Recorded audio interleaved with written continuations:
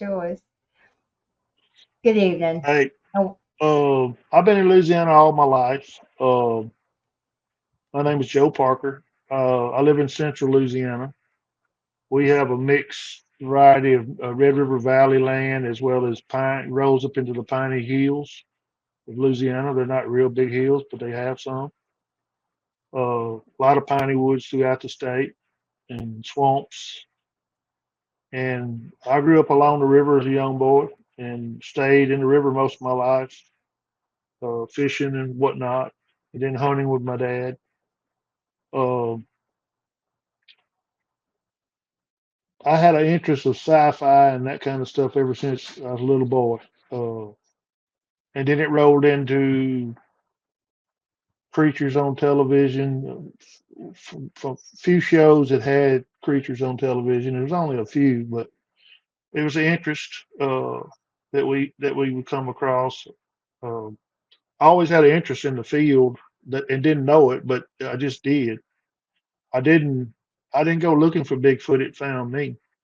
A lot of people's that way though.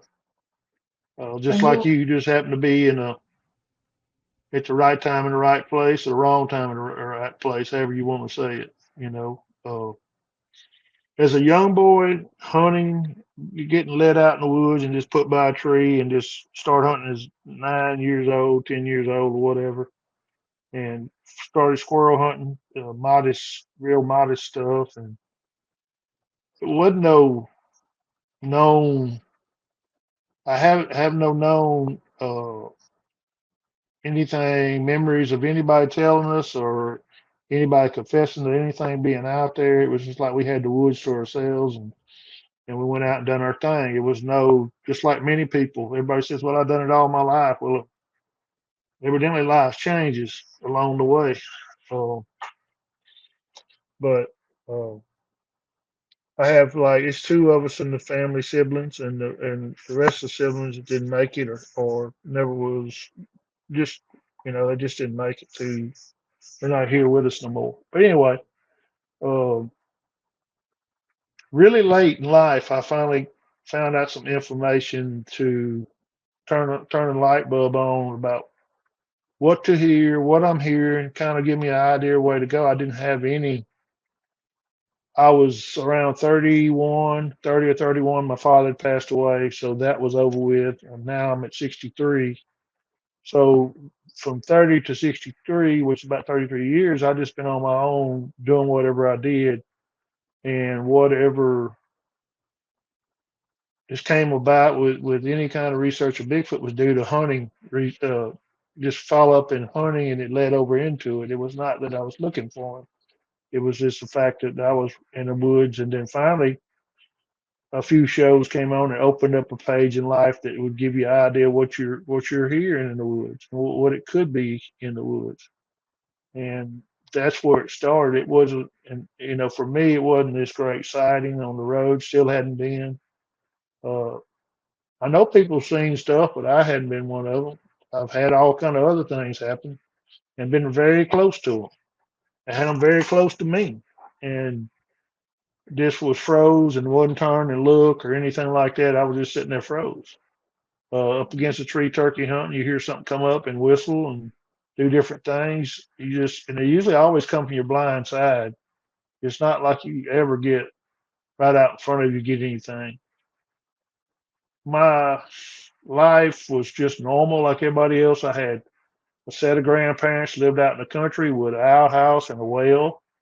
And I don't know if it hits home to people, but till you've been that way when you ain't had running water, that was the way they lived. And I had a set of grandparents lived in a small town that had all the amenities that you had at the time. And so I was in between both of them, and it was like night and day difference. But we grew up as kids doing getting out. The main things, you didn't have nothing to occupy your time as kids, so you got out and done stuff with your folks. You done stuff on your own. You run the roads or the river or whatever you done it because you just want to get out and do something. You don't want to be at home like nowadays. People's all kind of the kids are in the rear because they're so interested in computers, and machines, and not machines, but gaming and all that. It takes away from what we was. We just didn't have it, and so it was out of get up and want to. You just wanted to do things. Do you Yes, think do you think that sometimes you feel like you were the last of a generation that appreciated nature and what nature had to offer? a whole lot of stuff. Respect to people, nature, respect to the woods. Uh, this day and time is just the respect of life. People don't respect life. So a lot of the stuff you see going on is we are the last of a dying kind. I think. I mean, it's a few kids raised right, and it's a few kids may take our field and go with it, but it's very few. I think growing up and feeling, I know in North Carolina we had that rich black dirt, and the hot, the surface of it would be so hot in the summer, and you'd dig your toes in, it'd be so cool underneath, and that rich dark black dirt, anything grows in it, and Hmm. those moments and those memories. I don't see I barely see kids riding their bikes these days, and I don't even think they know how.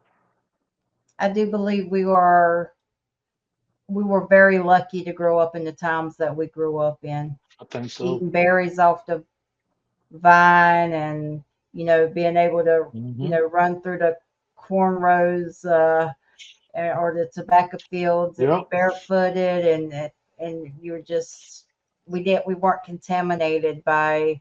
And I'm not saying the games are bad, but I think they're extreme. I think they have a lot to do with a lot of the violence and the mentality. We were able to breathe the fresh air, and we lived. As an older person, I don't want to be around that no more. I don't put myself to be around any of that no more. It's just, and the kids and the people to me can't even go out and have fun like we did when we was kids because something has to happen everywhere you go. It don't matter if you go.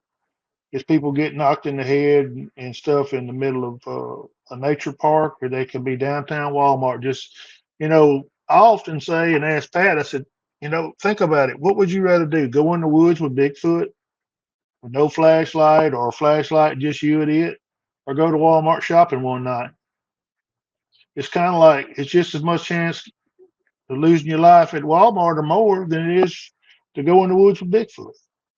Bigfoot is not a domesticated animal.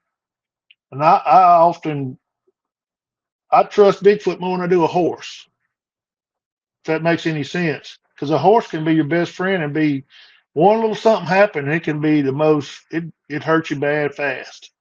I don't trust horses. But anyway, uh you're right. It's a dying we are last of the few that has came up the way we have unless something happens, and it's hard to raise people the way you were raised. Not So nowadays. If you don't have two parents buying in on that, it's very hard. so you were raised with a family where you went hunting and you were out in nature. What did you learn about hunting? What did you learn when you were out with your dad and your whoever you went hunting with? What are the things that you learned that you don't see the younger I generation learning? I was like I had a sibling sister, but she was like 4 years older than me. It was like a big gap to me. And I spent a lot of times in the woods and in the lake and all by myself. And you have to depend on yourself. If you're gonna take care of your stuff, you get it all down there. You got to get it back up. You got to just whatever. You got to take care of everything yourself. I still hunt that way today. A lot of times I'm by myself, and I never, for years and years, I never had no more than most of the time. To be frankly, a roll of paper in your back pocket was worth more to you than a walking stick and a gun. Because one thing was going to happen for sure, the other things might happen. And when you go to the woods, some things happen all the time. I mean, it's just the way it is, and you don't want to get caught out. But I never had no fear in the woods like nowadays, night or day. I trapped as a kid coming up. Back when the prices were right, I done trapping, and it's real cruel, brutal world to do trapping. You know, it's just no way else to say it. I'm sure we was protecting a few livestock by taking out a few coyotes and bobcats and things. But it's a cruel, brutal world when you're doing that for extra money or whatever. Done fishing for extra money. You know, just commercial fishing and recreation fishing as well as commercial hunting. Recreation hunting's two different things. You know, it's a whole different thing when you catching or killing or whatever, and you're doing it to feed somebody else and make a dollar just to have another gas down the road for the next day, you know, or whatever. But just the way we was raised doing things, it was, you know, if you was going to get something, you had to do something to get it. It's just the way it was. Wasn't no big pile of anything for any of us. We grew up in a modest means. I'm not saying we were poor, but I'm not saying we were rich either. We're just modest means. You know, you had to work to get. You had to do something to get something. You didn't. It just didn't come no other way. It wasn't a whole lot there when you did get something. But you appreciated it when you got it. Oh yeah. And like I So say, if you buy your own tires when you're out there spinning them up when you're 15, 16, 17 years old, you buy your own tires, you probably be less likely to spin them. I agree with that, You know definitely. what I mean? When you're buying that stuff instead of mom and daddy, you ain't got the money to buy no more, and you know you just take more things. You take them to heart, and it's more serious for you if somebody else doing it, buying it, whatever. So when you were out in the woods and you were hunting and you were trapping, is there a code of ethics you have when you go out in the woods and you're hunting and you're trapping? And is it said or is it something that's instilled in you? No, I, we were all taught to whatever you harvest, make sure you want it. You're going to eat it. If it's that kind of something, if it was doing it for commercial fishing or something, you were doing it for uh to resale, and that's a whole different thing. But you know, times was better in some respects way back then than they are now. You could do it for little or nothing compared to nowadays. Everything costs so much to get started, get in it, just get down to the road anywhere or whatever. It takes a lots of money to turn it over because that's the reason why trapping went by the wayside. The prices went out because fur went out. They had all these fur. I don't know if they're embargoes or what, but all that stuff happened, sanctions and things. So it got to be what wasn't worth your while. Then it puts the animals get to running wild. In other words, they get to overpopulating. Then parvo comes in and takes them out, or one of those diseases come in and take them all out to a point. And I guess that's the way Mother Nature may have intended it or not. But you can harvest some. We have coon hunters. They're not coon killers. It's different. When you go out when you go out front hunt coons, if you'll pull out three and leave two, you're looking at two coons is like breeding rabbits. They can make little ones hand over fist, and they just annihilate everything. They come up here in town and got in a trash can for a long time. They were that wood wise, town wise, and it's because of overpopulation. Squirrels the same way. You couldn't get a pecan. We took out about 10 of them, then we started getting some. Still ain't got rid of them, but we got a lot of them. They would eat them before they ever got ripe. They were just overpopulated by interbred squirrels and have sense enough to even let them get ripe. We Wow. got rid of them. So when you were out in the woods and you were hunting and trapping, you learned how to track an animal. Is that safe to say? Yeah, you learn that a lot from recovering deer. You're around people looking for tracks, trackways, and that kind of stuff. You learn that from the basics of hunting. Uh, you get out in the woods, if you get out there in the right time, like in late in the winter, you'll have natural trails that'll be sticking out like sore thumb. It'll be hard to see in the greened up of the spring and fall while it's still green.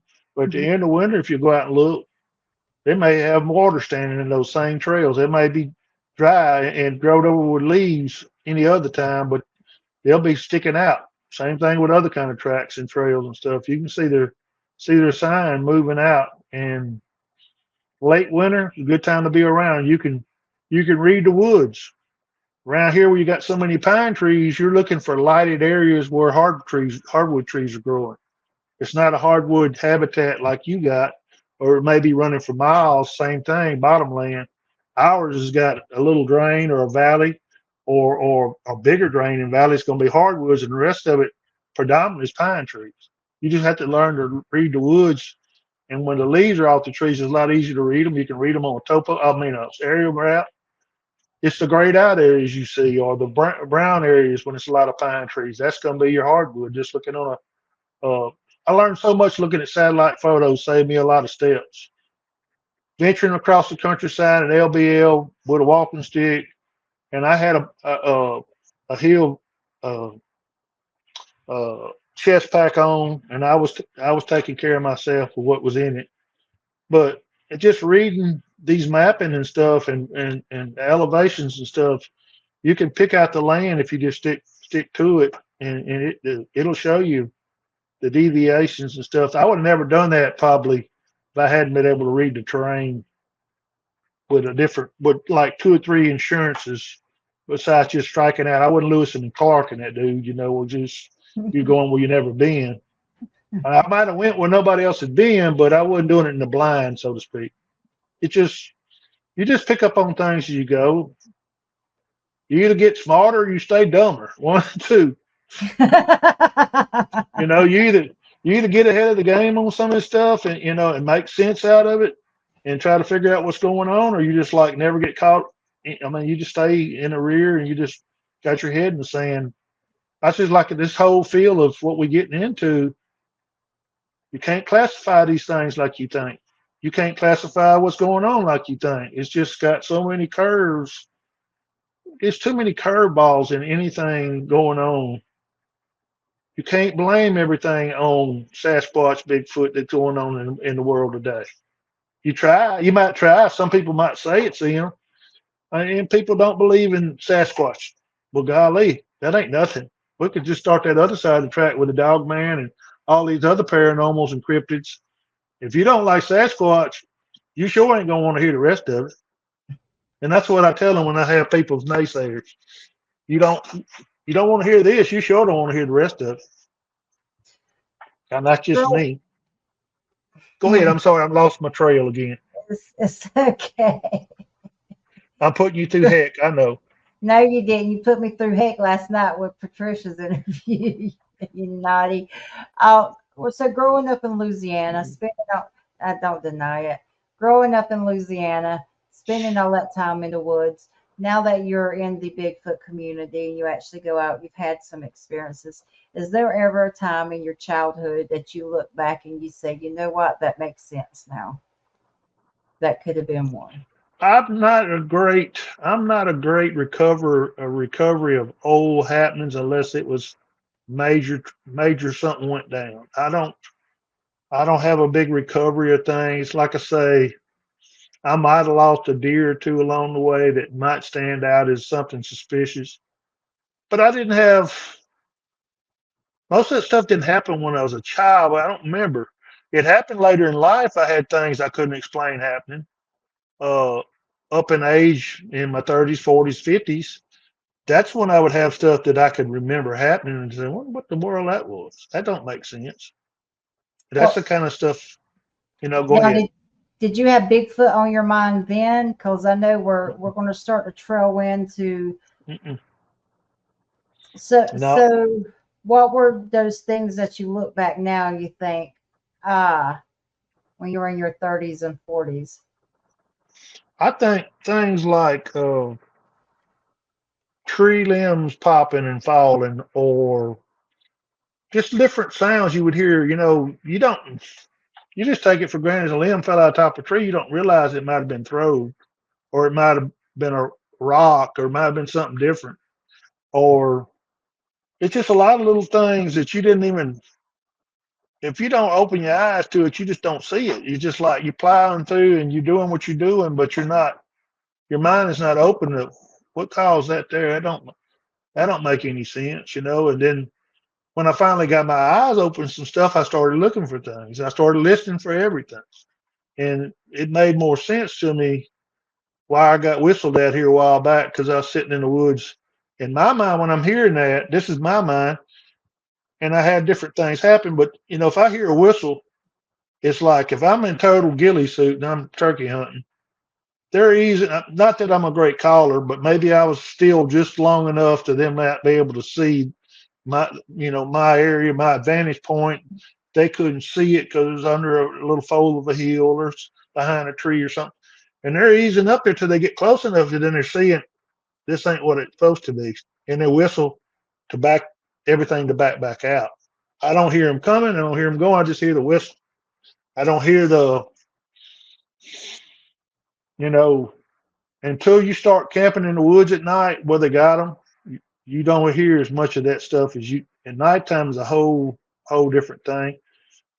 Some people get run over with mishaps, like maybe I'll say you have. It's something that it's thousands of officers in Carolina that work every day in the rural areas that never seen what you seen. So was you God's pick out of a crowd? I don't know. Did you Right. have some What is kind of that? inner being that inner thing that drew you to animals because you like animals a lot? And I don't know. I can't answer that. So, at what point did you go from being a hunter to having your everyday life, Joe, to you started taking the interest in Bigfoot and you started, that's when your Uh, life really started changing, really for the good, because you met the love of your life. well, the day I left the woods is around 2013, 14 area. The day I left the woods after hearing two tree knocks or supposed tree knocks, I'm on the ground. I'm rattling horns and I'm grunting with a grunt call, and I'm sure your husband can explain it to you if you had never done it or seen it done on one of the shows. And I'm on the ground doing this, and I done a series of it, and I stopped and I waited a little while, and then right out in front of me, I said it was about 70 yards, but now I can't tell you if it was that far. But right out in front of me, I hear a pop or a knock. And then to the left, at about a 25-degree angle or a 45-degree angle, out about the same distance, that something answered it over there. And I think to this day, they was coming in thinking it was two bucks fighting, and they were going to ease in there and knock both of them in the head or twist both of them neck off. And then they got close enough to see it was me. And I said, well, today I'm gonna let them have it. So I just got my stuff together, and I said, at that time I had a little bit of knowledge of what it could be. So I said, I'm gonna let them have it today. I'll go back to the dang truck, and then we'll start this over. Well, I worked 2 days. I was off the next 2 days.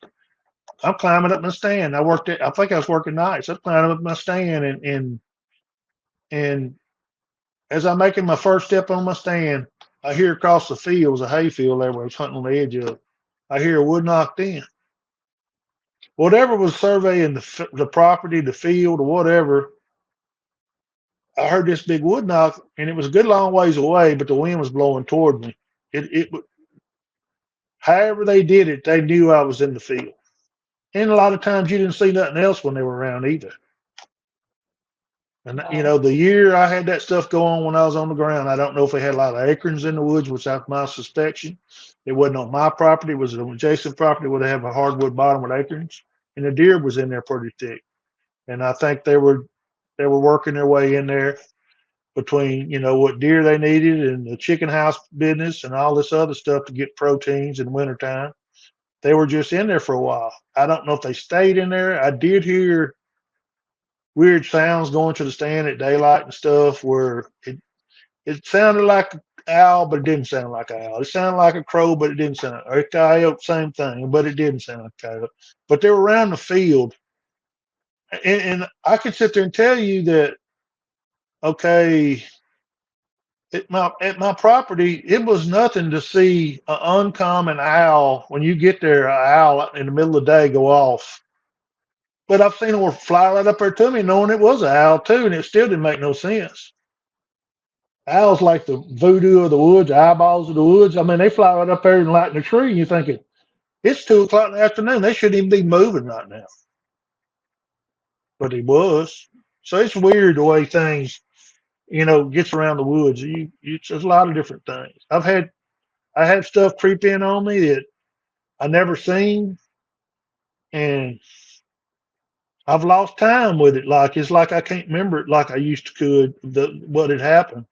But it creeped in behind me, and different things was happening. Me and Miss Pat had heard things down in that bottom in that swamp at night, and I was hurting turkeys during the day. Another thing I can say to anybody out there, 99% I've ever had happen to me was during the day, because that's when I was in the woods hunting, was during the day. You don't have to be out there in the middle of the night for things to make this and that. They may tour the camp better at nighttime because they can pull on in there real close, and do whatever they do for whatever reason they do it. But they out in the woods regardless. They'll do a tree knot in the middle of the day. They'll do a call. They'll do whatever they need to do. But most of my stuff was during the day that I was running across first. Like I say, that was 9 o'clock in the morning when I had them like tree knocks when that deer calling was going on. It wasn't at night, and it was 3 or 4 o'clock in the evening the 2 days after that when I came back and I had it.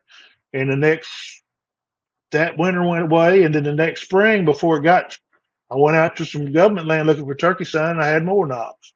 It was just one, but it was a knock. Have you ever felt threatened? Well, I'll say this. I hadn't had no pressure put down on me like something was going to grab me up or growl at me or anything like that. But far as I'm not at ease as I used to be. I look around more. I try to observe more. I try to stay on the safe side when I'm out from the truck.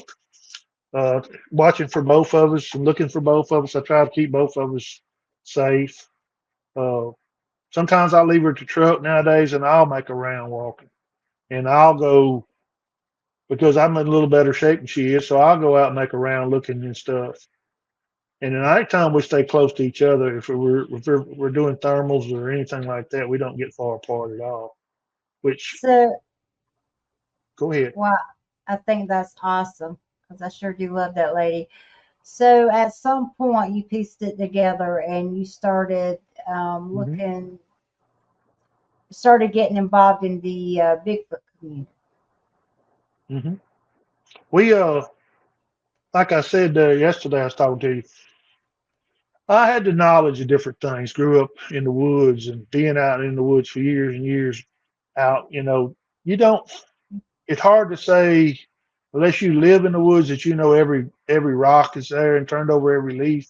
But you know a good bit of the general layout of the land, the road net, the low land, high land, whatever.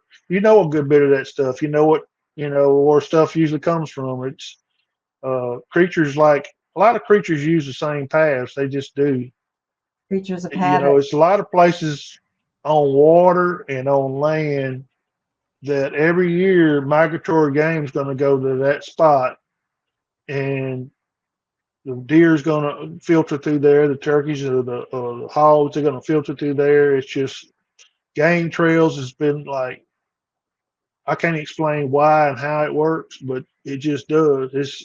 You go out on a lake and you it's a reason why people strategically place their deer blinds and their duck blinds at a spot because normally it's a reason that you know 15% of what's there gets the most of the traffic. The other 85% it may get traffic, but it's not the high area. It's just not. I mean, you can go bigfooting and you can call them to you probably anywhere they can get advantage on. You probably can call them to you, but that may not be his naturally running spot every day. He may not run that spot every day. He might be close enough to it to hear you, but you may pull him out of his pattern up there to you. But That's it. you got to That's look at it too. If they need advantage of, if they're keeping high ground advantage, then you want to go high with them. background. Yep. Because if you're down in the bottom, everything in the world sees you coming way before you ever see anything leaving out a flag or tail or shadow or anything. And they creep up to a bowl on them mountains or something somewhere, creep up and look over a hill, and you're sitting out there like stuck out like a sore thumb. So you got to go high with them. High That ground way, you at advantage. least you just got to stay with them. Up there where y'all live around the mountains and all that, they're gonna go to them gaps and stuff and cross over them mountains. They just Yeah. do because animals do it. That's just a field. Well, That's just a funnel areas and stuff. yeah. Usually when we go out, we try to give them high ground advantage if we know that we're in a really active area. And I mean, they're going to have the advantage anyway because that's their home. But I've Hmm. noticed that in Uwari National Forest, they like the high ground advantage. Hmm. And but let me ask you this: I've always had the theory that they like to roll in mud, and I don't know whether it would be to keep the mosquitoes off of them to cool themselves Parasites, down. mosquitoes. I You would think think. you think to cool them down too? Think the mud would cool them I think down? it could be, but your hogs, horses do it, hogs do it, turkeys will do it. Turkeys will sand themselves, and chickens will too. They would Right. to get the mites off of them. A lot of that's due to insects. I'm not saying it all is, but a lot of it's due to insects. A lot of animals, and they may do. I don't know how much mud they leave on them to have a barrier between them and mosquitoes and ticks and stuff, but and I don't know. As far as I know, all them kind of animals can be a nuisance to a thick-skinned animal. All the insects can be a nuisance to them. But uh, I think it's due to a lot of insects. I don't know if they would do it to cover their scent. I don't know if they do it to hide better. Camouflage. Be good I don't know camouflage. that. It could be that too. I mean, uh, it's just hard to say. That's just some, you know, y'all do a strategy, letting them have the high ground. That's y'all's strategy for they to feel comfortable, and y'all to be get in there, and they kind of like know y'all's every move, but y'all are able to move into them, and they deal with it because they feel like they can get away with any time and get away from them if they need to. Most animals out there, they want to flee if they can. Not all of them, but a lot of them wants to get away from you and stay hid. That's I just the way it is. I agree with that. What do you think their biggest threat is? It'd be destroying a habitat. It'd be, downfalls of man, whatever it may be. Uh, Building a lake where they're naturally used to running a bottom or something like that. That would be more habitat destroying. Uh, Clearing up land and make it all cattle land. That's another thing that's not good. I was always told by different people that you can clear a place up by the same trails. It might be during the night, but the animals will run the same trails they did when it was growed up woods. And I don't know how true that is, but they were saying you catch one walking in the middle of a clear cut after it's been cut, but he was walking that same trail when it was a thicket, and he just keeps doing it. I can't answer exactly. I don't have that much happen to me like that, but I think destroying the habitat is their biggest threat. Well, you're That's with no doubt in my mind. There's a lot more to it than just being, as people say, flesh and blood. I just leave my mind open to thinking the stuff that they do that is not normal for us to deal with may be normal for them. They don't even look at it twice. A chameleon can do things. Look at a chameleon and a lizard, just for instance. If we took it out of, we hadn't grown up as little old kids in school seeing that happen. It'd be like a miracle to see it happen. them changing like that. Yeah. Why can't other animals do that? Or there Octopus can is be classic. different things or hair Octopus, follicles. yeah, octopus is classic. I was watching a video where they where octopus was moving across the ocean floor, and it went on some coral, and it looked just like the coral, and it was creepy. I mean, it was creepy. But every time it would move, it would just blend right in, and I was like, that's eerie. As far as Louisiana, what are some of the challenges you think they face in Louisiana? I think you lose some to hurricanes and trees and all that. Man, we had so many trees fall in them swampy areas. It hits different areas different. You can have a mass national forest get hit by tornadoes, and it may Uh, knock down everything there. And then you have certain spots takes it better. Other spots of trees will be down anywhere. Around swamps where they don't have good root connection down in that mud, it'll blow them old big. And another thing, them big trees are sticking up above wind line on the smaller trees, and that puts them out. But we see time and time again where they blow over trees in swamps, or they're bigger trees because they ain't been cut because they can't get down there to get them. But it'll just lay them in there like that, and you can't move. I mean, you can't even walk out there. If you could walk out there, but you'd have to crawl through all that to do anything. It's just on down south. We have a lot of the hurricanes are coming right now in the Gulf, and they could hit down here and destroy. If it kills alligators, it'd kill a booger. How the I hell you agree. kill an alligator with a hurricane? That don't make sense, but they wind up dead. I would think blunt force trauma because you know Might be. I spent my career, the 17 years I worked during hurricanes, helping people and responding in that stuff. For 5 years, I did it on the animal rescue side. And that water, the undertow, and some of the logs and the debris under that water, they're like torpedoes. And Hmm. it's really scary. I was doing a horse rescue during Matthew, and when we were going out to the horse, if I was had not been hooked up with a line, I would have got sucked under the barn because it created a swirl under Oh, the y'all, barn. y'all was out there in it trying to swim them out. Yeah, we got them Well, out. we had them when it flooded down here. They had to walk everything out on railroad track till it goes Yeah. under. They get all the cattle. If they don't get them out of the field quick enough, they'll have to go to high ground and then walk them down the railroad track till they get to some fields that ain't under, and Now or I load them noticed. up and get them out of there. Now before I responded as an animal, you know, the protection side of it, and I worked as a deputy, and we dealt with the people side as far as the martial law and the response like that. Um, what I noticed the farmers would do, they would open their gates before the hurricane hit because their animals would naturally find high ground. Yeah, I can believe that. Yeah, I can believe that. I remember one time they opened the gates, and this probably isn't what this show is about, but I'm gonna say it. But it's animal behavior. They opened a gate hoping their cattle would find high ground, and Well, they somehow walk that blacktop out of there. They walk that road to high ground.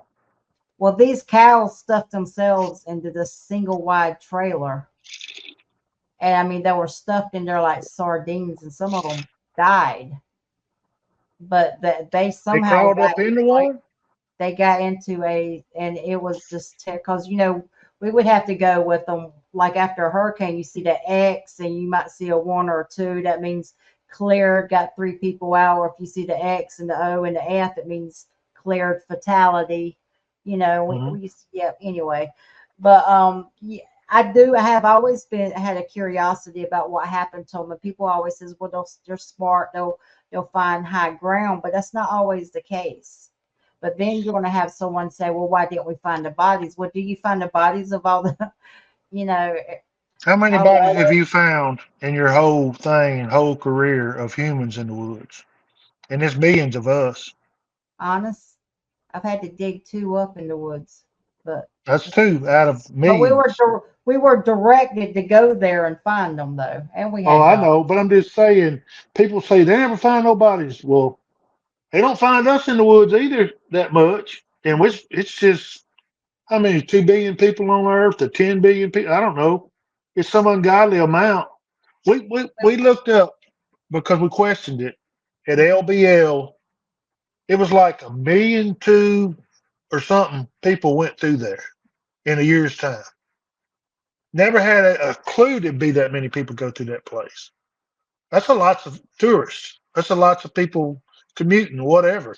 Mhm. But it was ungodly amount for the fatalities and stuff they say they have, and the contact they say they have, and I've been there to have this contact too. So I'm just trying to leave it open ended for the naysayers and whatnot. But I mean, the law of average is what I look at. The law of average, we only see.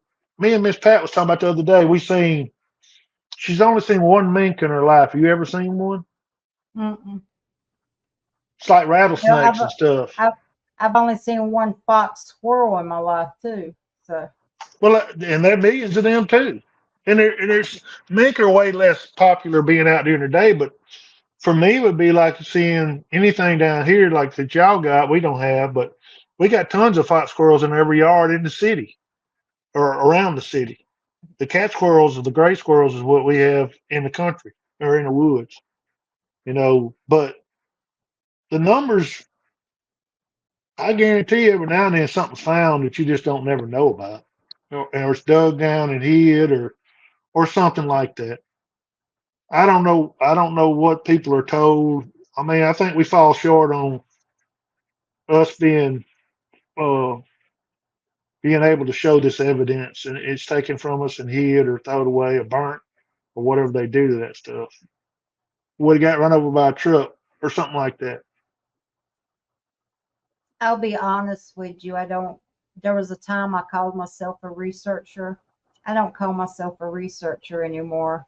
I go out for the experience and I go out for the adrenaline and I go out for the curiosity.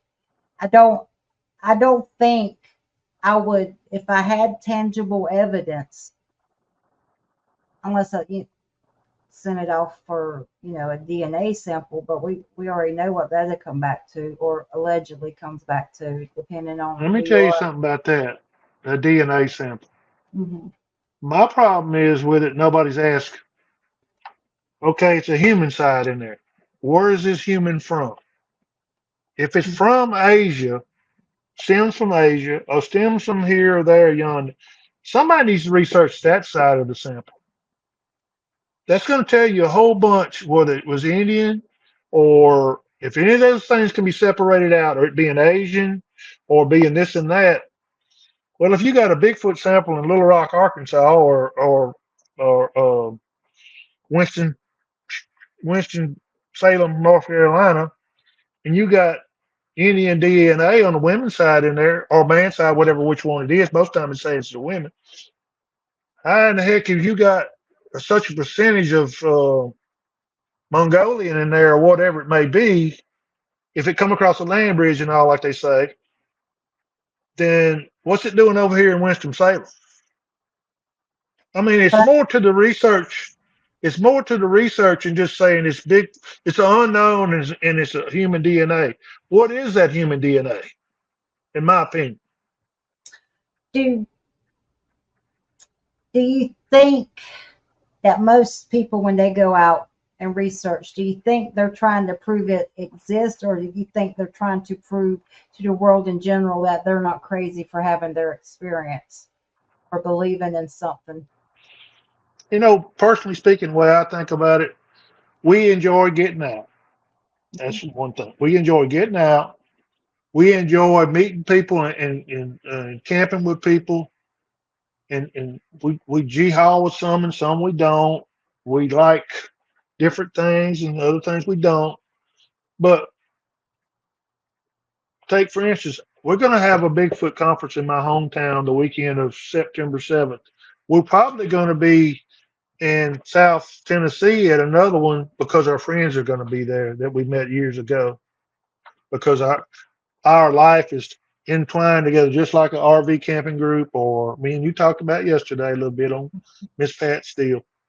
But we found friends in this thing. They also get out. I don't know if they're researchers or lookers or whatever you want to call them, but they also do that part too, and they do calling and they can do specialists at all kind of stuff. We found friends that you've had on, and lots of them, and it just I think that's the biggest part of it. What comes out of it, the good things that come out of it. It ain't necessarily now if we get this once in a lifetime audio, not a video, but audio, we're just lucky to get that. You know, and I don't like not be able to prove something. I just like we talked about yesterday a little bit about it's really a good audio if you can get it away from anything to do with canines. Because if you get it close to any kind of canines busting loose, you're not going to be able to convince hardly anybody. I don't know if that's what you're trying to do anyway, but it's hard. It's hard to get verification on what it is anyway. But if it's around a pack of coyotes starting up, it's going to be hell to pay to get anybody to believe what you hearing is what you hear. I mean, it's just better if you can get them isolated away from that, doing something different. And we've just been lucky. Go ahead. I'm sorry. Oh, no, you're fine. What I'm saying is, I think what you're trying to say is to have an educated argument about it when it sounds like Hmm. canine. But there's the thing. There's the thing is the friends you meet along the way. Everyone has a story, and last night we were telling Patricia's story. It was a very beautiful story, very touching story, and there's Hmm. times where honestly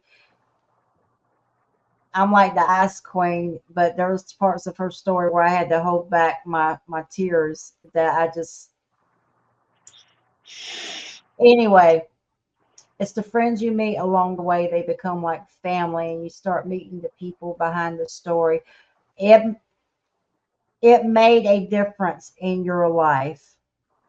And there was a point when you started getting into the community that you started making connections and you went on a YouTube channel and it kept you company and it Yeah. also and like I know last Christmas me and Gwen from Pennsylvania, I'm gonna bring Freeze and some other people. We did a Christmas show for people that didn't have family and for people that had nobody on Christmas. So we did a little That's show. beautiful.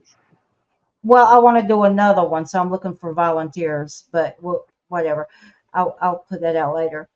Um, I but don't that like is to some talk much. boy, you couldn't shut up last night. But like this Christmas, like I would love to send 24 links out, and for a whole 24 hours, people volunteer for 1 hour to fill that link and just talk. Keep keep people company on Christmas that have nobody. So I'm looking for volunteers. There's my email. If you guys want to do it, I'll put you on. But it's the people you meet along the way. And at some point, you're sitting in your house, you jump in on this chat, you find the lady in the woods and you start making friends. Hmm. And this was a let's take it from there because that was a life changing positive for Okay. you. Oh yeah, it was. Well, I was going through divorce.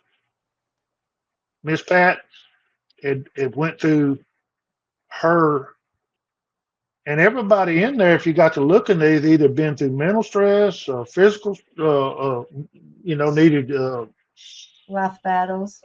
yeah, medical problems, and if one thing or another, it was just like there was a whole bunch of stuff going on, and you got to looking around. It was, and we just had a place to vent, to go to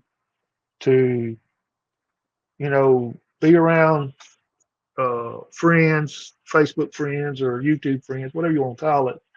And so we had something to do to give us something to do, and that's a big thing when you are going through something to keep it off your mind.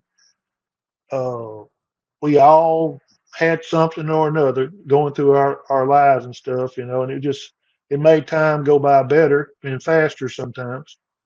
And it just things like that just gives an opportunity that you never would have had if it wouldn't be for this thing that we don't like our children messing with. We don't want, if it wouldn't be for that stuff. The reason why I can't claim to be in the Bigfoot field and know anything any sooner than I did, because I had an active marriage. I didn't have no time for no getting on AOL or whatever the early bird stuff was. And what had happened when everybody starts saying everything happened in 2010, 14, 12, that's when the computer went from being lost in space, big as a house, into this little old PC on a deal. And people was getting this, they were starting to get online and learning about this stuff. And then all of a sudden they had chat rooms you could get in. And that's what things went to wheels got to turning. That's the whole thing. It wasn't that people wasn't having trouble in different areas way before that. They just had no way to tell nobody. But on party line, and some old lady was on there all the time, you wouldn't go get on there anyway. She'd pick up on you 100 times on party line. Click, click. I'm telling you. I mean, I remember a little kid. You couldn't pick up the phone and somebody wasn't on it, and all 6 pounds of it. That's just the way it was. I But remember that. yeah, see that y'all were raised in a rural area as a youngster. You're a little younger than me, but a lot of Not things by not by a lot. can't help that. If he's born at a good time, don't mean he's born lately. Just keep going, sir. Okay. Uh, so getting back to the deal, where was we at? We're talking about how computer opened up the doors and how you got Yeah, and chat so that room. led into the next few years. That led into me getting online, learning what that was when I got divorced and all that, and started using that stuff. And then that's when we met. And then we got to meet for real in Falk. It was 2 hours from the house. It was the closest place I could go. I wasn't gonna miss it. It was a weekend I could be off, and we kind of probably planned it around weekends. We're gonna be off here, there, and yonder, and we planned this thing out. And I was one of the few guys was there. It was two or three guys, and the rest of it was ladies. And we had a good little. They had a good little week, good little weekend. And they had, like Miss Pat said, she had her ordeals, and they'd heard this and seen that. Unfortunately, I didn't get there in time to see much any of that. It was extremely hot. It was the weather was extremely hot, but there we are camping. We made best of it, and uh, the world evolved from there because we got together and you know, uh, just like the sign said, I got trapped. But anyway, I remember that last night. but it just rocked on from there, and that's the way life is. It's just you got to run with the opportunity if the opportunity comes along, and we just did. You know, uh, that's what it takes. I'm sure you've been through some of the same things when doors close, other ones open, and you either make a dash for it or you sit around there feeling bad for yourself or whatever, and it's just not a good place to be. But it's Yes, just I it's just was what it there is. for 8 years. I was there for 8 years. I Being talk in a about bad that. situation for 8 years ain't good either. It's not that. I'm talking about being in the backside of a bad ending relationship. That's not good Oh, either. no, it's all good though. I know It's it all is, good. but you don't Yeah, know it at the time. I know You, it's you, it's you. Sometimes some people are just at home alone with their thoughts, and yeah, but you probably just like I felt. You probably wasn't ready to, you know, cut and run off. I mean, some people don't look back, but some people thought marriage was supposed to be there, and it's just different for everybody. But hanging on to a bad thing ain't necessarily a good thing. it is very true. It is very true. I So mean, anyway, you got in the field and you made friends and you found and I this. still can do the other two. I can do that. I can go in the woods and I can some away. I can't see as good as I used to, and I'm probably not as healthy as I used to be. But seeing and hearing is the two things that really is even worse. And you know, I can catch my breath, but I can't bring my eyes and my ears back. I can stop and catch my breath, but not be able to see the ground good and things like that. You just on top of something that's not trying to leave you any sign to start with, you really have to slow down and uh, just get lucky to see things. I mean, if you would have done it when you was a child and you could start with those good hearing and good eyesight, having a kid with you or a lady that don't shoot and can see and hear good, that's an advantage. A child, same thing. That's an advantage to have if you're going by anything from seeing it or hearing it coming. It's Hmm. that's not for us that's been around gunfire and different Yeah, things. We have lost that. That sense is being dull, being around 100 decibels every day at a work situation. That's not good for but ringing in the ear.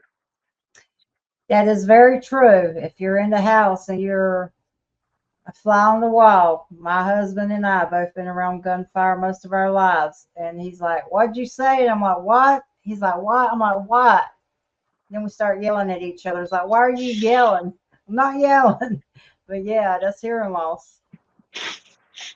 Yeah, I what? know exactly what you're talking about. So, Eagle ears can get on that too. She can hear across the street, but hollers like she's doing a church sermon. what is the most subtle signs that they can leave behind that you would catch because you know your woods, you know your area, you know Louisiana. When you're going out there, you're in the woods, you're in the swamp, and I love the swamp. What are some of the most subtle things that you could pick up on that could be contribute to a Bigfoot or a Sasquatch that most people wouldn't think to look for? That's funny you say that. One of the first things, the tree breaks that caught my eye, one of the first ones that ever caught my eye, knowing started when I was supposedly start to notice these things because I was told on some show that they do tree breaks and they showed a demo of it or whatever. I cut a limb off of it for stick it up in the ground for a blind. Like took the top was broke over, but it was still green. And so I just unknowingly I didn't look at it from top to bottom. I just seen some bushes over there that I could cut off with some snips and poke them up in the ground for a blind to brush in a little bit turkey hunting in an open area. And then I got back and got to looking at it. It was broke off about 10 foot above the ground, just snapped over like that. And the thing about it is, if you ain't there to see it, you really don't you can't prove nothing. Now we found structures, you know, all laid up in there like that, and got pictures of them that she'd show you and seen you and stuff. We found that Yeah. kind of stuff too. That's lean. We didn't see what built it, but it leans real strongly toward what had built it. But ain't nothing. It wasn't there for the ages. It was in a place where that kind of tree fall and stuff was around there plenty because it was in a kind of a pine thicket with a lot of poles in it that would half of them live and half of them die, but they they were all stacked together in a teepee like. So, but it didn't last because it was old pine, and so it rotted in no time. And now you can only notice what it is. They didn't come back. We didn't know how to read this stuff. If it's such a thing as reading where to go to the next one, Hmm. that's something we had to learn, and nobody don't want to expose that very much. So we struggled to find the next one up. Now we've had this area, and we scoped it out day and night, and we done some walking in there and stuff to look around, do all this, that, and the other, but we hadn't found the next piece of the puzzle there close to this area. But What about nesting areas? I mean, I you're a still hunter. think we haven't got into the deal. Like, I don't know where y'all want to start back on the next show, but we haven't got into the high probable area of nesting and family raising that we thought we had going on last year.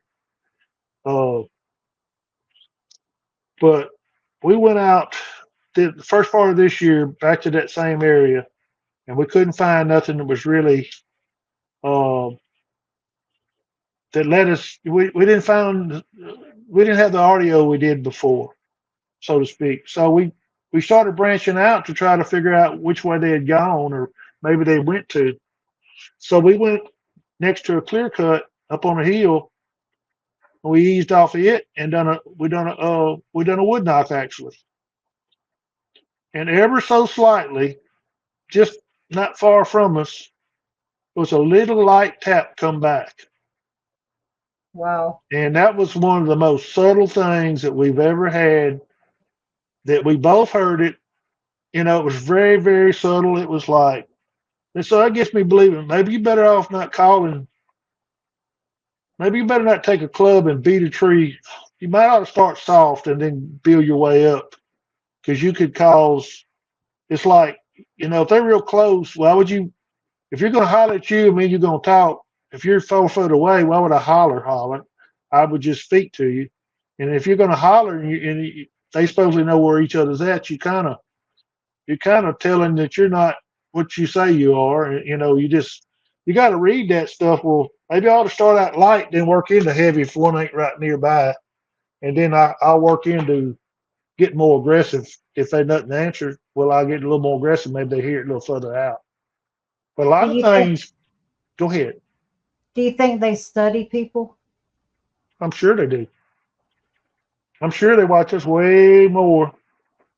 I'm sure if we, and a deer do it too, but and turkeys will to some too, and coyotes, everything else probably. But if we go in a place and do the same thing every time, they know Hmm. when to leave. They know when we get out the truck, we're gonna go up there 500 yards. We're gonna walk down that trail. We're gonna do this. And we're gonna do that. They know to get out of there. The thing I don't know is when we pull into an area while we turn off and we're coming down a road that's gonna be 3 miles long. How much of those knocks and sounds is going off as we enter that area, letting everything know to get out of there or shut up or move off. And I'm almost guaranteed that's going on. They're telling your arrival before you get there.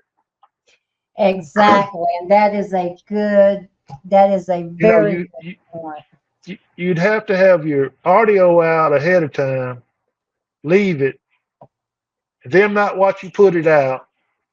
And I'm afraid they're watching us when we put all this stuff out. One reason why they don't, they mess with some things and stay away from others, or they're reading your mind. I mean, they ain't nothing that good to miss cameras forever.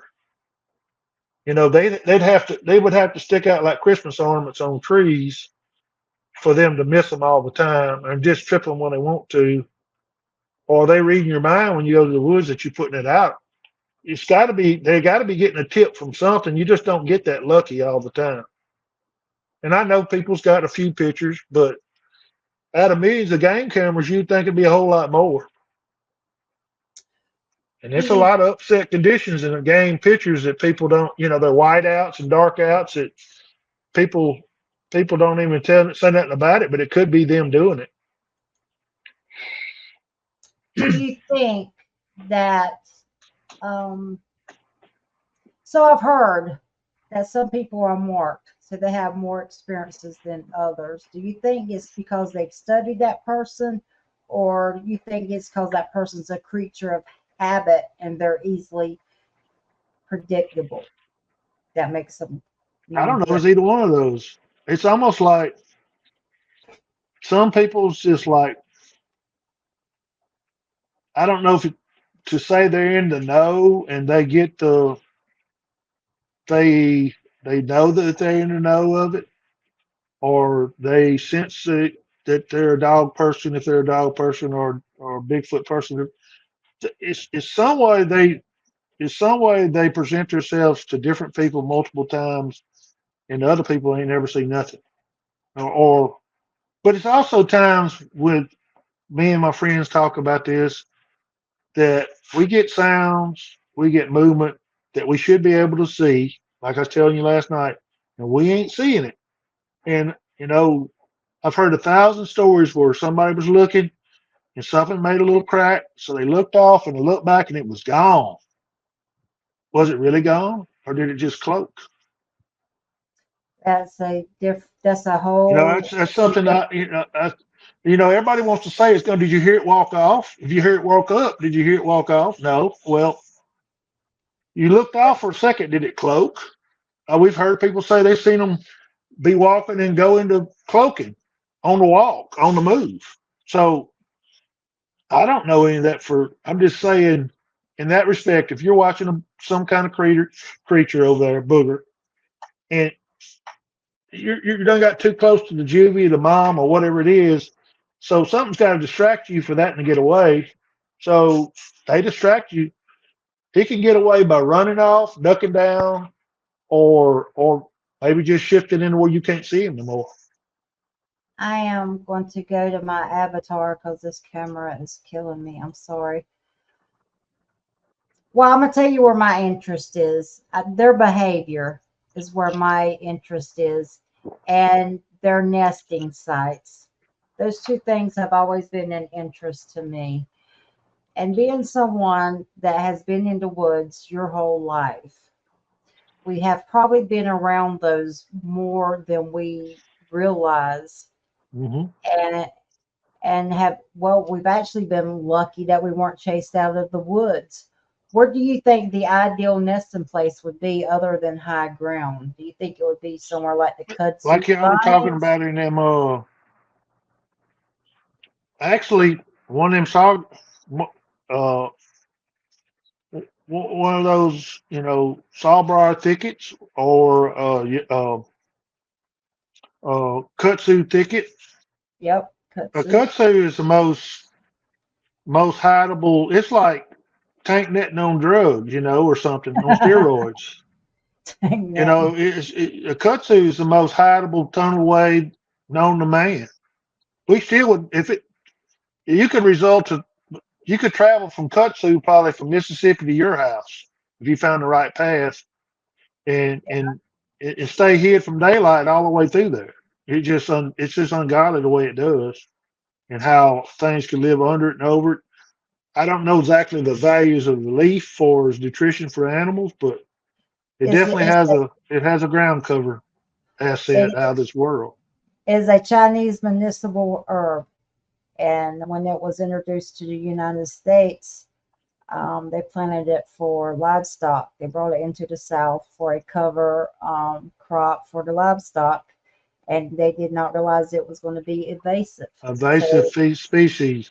That's just like somebody mentioned what the good of mimosa trees was.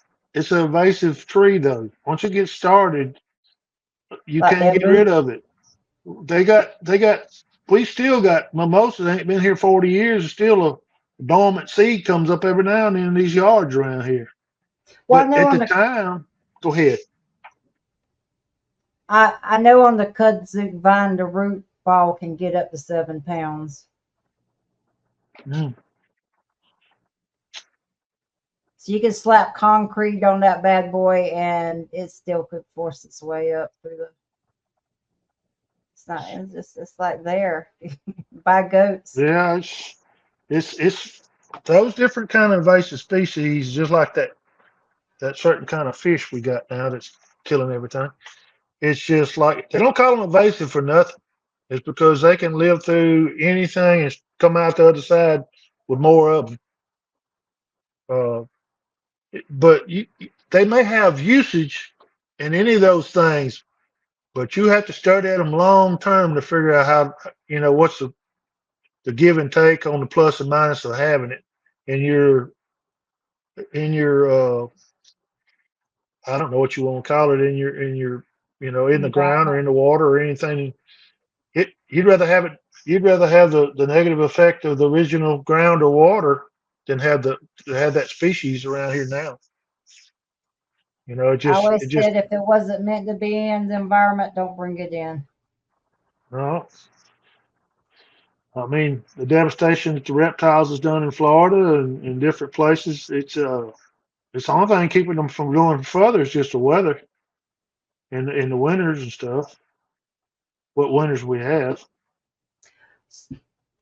Well, that's another thing. When you're looking at, a lot of people relate to coyotes with the Bigfoot. When you're looking at um, coyotes coming through the area, they will wipe out small game. How do you think, well, they'll take out deer too, but how do you think that affects the habitat for the Bigfoot? Do you think the Bigfoot move on because the coyotes wipe out their food source? And maybe that's why they go region to region, or do you think they're able to sustain even with a population of coyote around? We've heard people talk about that same thing you're talking about, and they said what they said was those boogers lived in the national forest, and they would move from A to B, and they would push the deer and all with them. In other words, if they were living and they had quite a few deer somewhere where they were at, they would actually kind of push the deer with them to where certain times of year you had more boogers down south, just say, but you also had their food down there with them because they would kind of move them like they ain't nomad herding or something.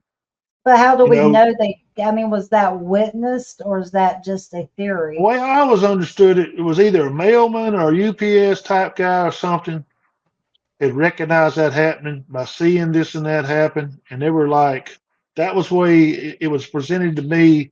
The guy that said something about it said they came out of like a national forest, and it was related to hunting also, to when the boogers felt safe and they would come back on private land or they go back on private land to public land. But they said the actual deer herd was pushed right along with them, and that's a lot to take in. I know because I mean I'm just telling you Oh, third I'm hand not information. saying, yeah, I'm not saying it's But not it possible. came like from somebody that was on the road every day, whether it was mailman or whatever. It was on the road every day, and he had established this because he was a student of the subject, Mhm. and that's how it came down to the guy that said that in front of us. Um, I don't think they try to deplete themselves. They don't want to leave. Uh, I don't think they want to take out enough stuff that leaves the habitat in bad shape. I think they do what they need to do, then they move on somewhere. It depends. Like we talked about having the poultry farms and stuff, and they're losing so many of them. Uh, and I've heard people say that they would only take enough in Oklahoma. They would only take enough chickens that you like. They'd take one a day instead of one every one in the pen. Like you couldn't count. They wouldn't miss them. I don't know. I wasn't there to see that, but that's what the man was saying. He said that they would come and they would take chickens, but they wouldn't take like a whole bunch. It was like they just take one today, then one maybe a day from now, and finally the people caught them in there, and then they chewed them out. But that's what they were saying, and I know that's. But I've seen it happen where somebody hollered at them and they dang sure stopped doing what they were doing. And at last resort, it's a good thing to do Mhm. to try to communicate to these things. I've heard people have good results by using prayer against them, rebuking them, and all this stuff too. Uh, it's the subject's real deep and wide with all kind of it's just all kind of stuff to it more than well it's just this and it's just that. I don't think I don't think if it had been a pack of coyotes attacking a camper and they'd have had numbers on you that you just would have hollered at them and they would have left. Now, if you'd have been shooting at them, that'd been different. But for something else to know that and leave, that has to have a certain amount of intelligence Intelligence. to either know they're exposed is one thing because it was like when we ran into that, it was like they had the ups on two old people and was gonna have some fun. They was gonna go out there and make some fun, and then when things turned out to be that they wouldn't they were exposed because people knew what they were doing. and felt what they were, that kind of blowed them out of the water. It kind of shut them down, and that's pretty much what happened. It was uncanny how that happened because she had learned that from being up at fault. But you know, a good butt chewing from a woman has lots of good in it. You if it goes a long way sometimes. I've heard You know, her use her mom voice with you. well, that's what you got to do.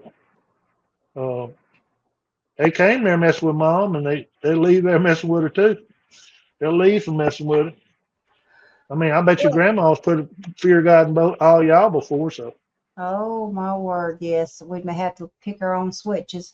Let's go back to the chicken houses and the hog houses because statistically, you have when you're doing commercial, uh, the pig farming and the chickens and the turkey houses, you have X amount that die every day. And what every I day do they have to know, pick chickens every day. and what I do Walking, they know, call it walking the pens, walking the houses. what I do know is they're supposed to have a certain way they get rid of the dead, but they don't. What a lot happens a lot is they'll throw them in the bucket of a dozer and Hmm. they end up leaving them there and it disappears overnight. That is They. the best area to start if you are Hmm. looking for a prime area. Look for water, hog, turkey, chicken farm, Hmm. and I'm kudzu vine. You're in prime area. That is easy pickings. Hmm. And I have had some of the best stories come out of those areas around and I would say by chance is there a commercial turkey, pig, or chicken farm in the area within a couple of miles, bam, there you go. Well, you know that the principle I believe behind the chickens was they were going to compost them. You know, they had a pit built down here for these, and they lose, like you say, ungodly amount to down just to a few, depending on the weather and so on and so forth. But they would take them and they'd load them in the bucket. They'd walk them and I guess put them in wheelbarrows, and they would get them all out and put them in the bucket. So they were supposed to go to this landfill that they had designated and built for it. Throw a load of them in there and cover it up with dirt. Well, that shortcuts happen, and they might not move the tractor that night, or they waiting for 2 days worth of them, or whatever. But you would go up to those places. It was feathers and bones everywhere, not in one spot. It was stuff eating them all around it. When you would go, if you ever went by one of them, and you could tell by the chicken the aroma from all their droppings and the composting and all that stuff that you could tell that where that was at most of the time from miles away. And I could see where it would be good, easy protein for an animal like that every day. It wouldn't be. I mean, why fight everything and then you could walk over and get that for nothing? It's kind of like a roadkill or something, just they could make a living off of that and really never bother nothing. And never, and they could work out of gardens. I thought that, I got, I didn't actually do the case, but I got told about a case a guy was doing about them having trouble in their gardens. And they had like 10-foot fences around their gardens keeping, but they had built their houseway after Katrina and Rita. They came up in this country up here and they built their house out in a pine thicket and opened up about an acre and a half, 2 acre piece of property and pine trees all around it. And they put a garden all in there around their house and shop. And they kept having trouble, so they called Mike Woolley in there to go investigate it and do something to help them get them out of there or whatever it was. And I briefly got a chance to message him, and he had went on that call, and uh, I can see the place when we drive up to my place every day we go up there. Me and Miss Pat can see where their gardens are. The only thing it was pine thicket, but it right up to it, and it wasn't far from where I'd heard what I'd heard. So uh, they were making hay with and the gardens, eating out of the garden and eating chicken houses wasn't a mile from there. And so they could have made around and got a little bit of everything. That's good living right there. Yeah, for an animal that lives like that, it'd be perfect. Perfect for less wear and tear. So let's look at your state, Louisiana, and absolutely I'm fascinated by Louisiana. What are the stories that you get from people? You have your experiences, you get the whistles, and you we'll go into that when you and Pat are going to come on live this Saturday. But what are the stories that you get the most out of Louisiana? Well, let's see.